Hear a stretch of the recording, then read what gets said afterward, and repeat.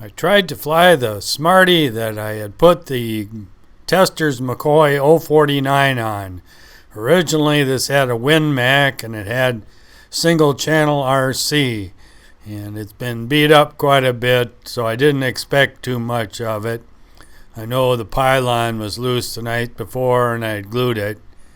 And I made some more flights on the Zeek after propping the back of the wing up. It had way too much incidence. It was like 3/16 of an inch I added.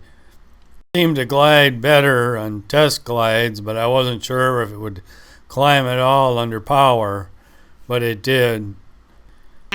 So the Testors McCoy 049 started good at home, but I had quite a time starting it out at the field, and it wasn't running too good to start with, which was a good thing. So I made this nice little short flight. Well, the next flight, I heard it pick up in RPM. I thought, oh, this isn't going to be good. Something's going to happen, and sure enough, there it did. Well, this is the first flight of the Zeek, and I didn't get that engine peaked out very well. But at least it seemed like on the transition, it didn't go into a stall right away. And the Holland Wasp wasn't starting too good either.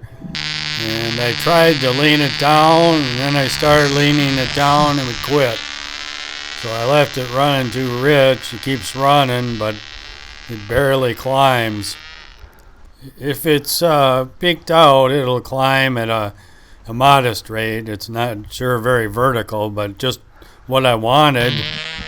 It's kind of going left again, so I gave it this tiny amount of right rudder, and that put it into the ground again.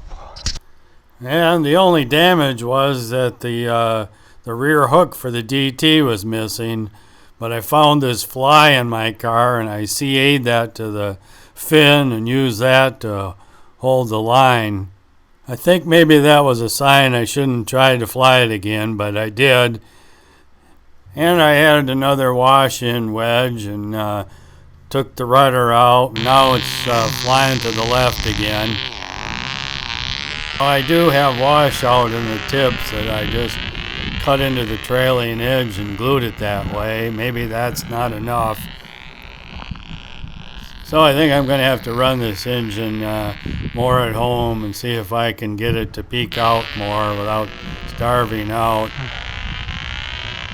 Well, this flight, it goes around to the left and the engine quits and it glides into some corn stalks that were still standing upright, and that wrecks the stab.